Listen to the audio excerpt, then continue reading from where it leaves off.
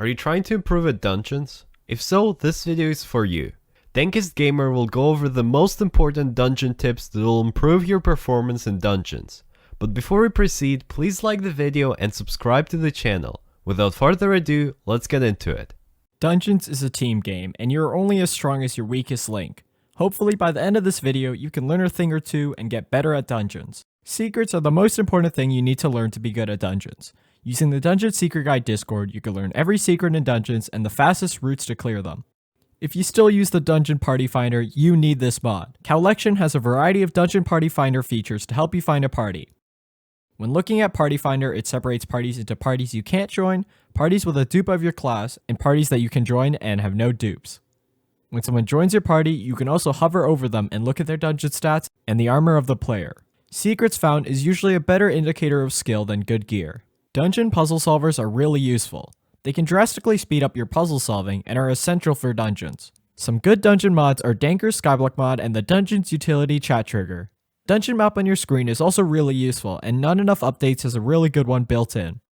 Now the tab list you have is very important. If you don't have the advanced tab list, go into your Skyblock menu, Settings, Personal Info, and turn on Player List Info.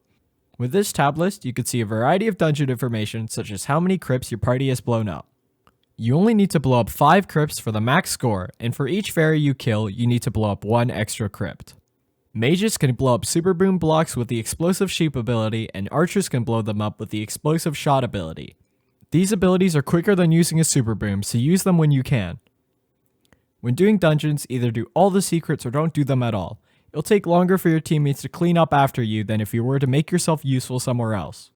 When clearing a dungeon, generally avoid going in the same direction as someone else, and don't do a room that someone else is doing.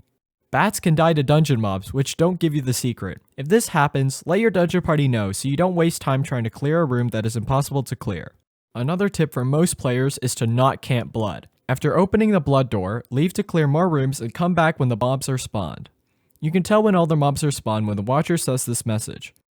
The only time you would camp blood is if your party can clear the dungeon faster than the mobs can finish spawning. Skipping secrets or rooms is especially important in Paul. If your party doesn't die, you could skip a couple of secrets for speed, but during Paul, you get an extra bonus 10 score. Going above 300 score doesn't change anything, so to save time, you can skip secrets or a trap room and still get the same score as before Paul while saving a lot of time.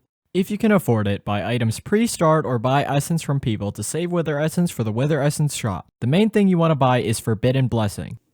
In Floor 6, don't hit the golems before terracottas. It wastes so much time, and it isn't hard to do them during the terracotta stage. Unless your party is really struggling, you should never do them before.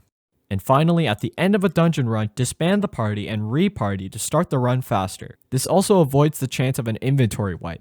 You could type out the command manually or use a mod like Dankers to re-party. And this is all we had for you today. Thanks for watching, and don't forget to like the video and subscribe to our channel. See you in the next one.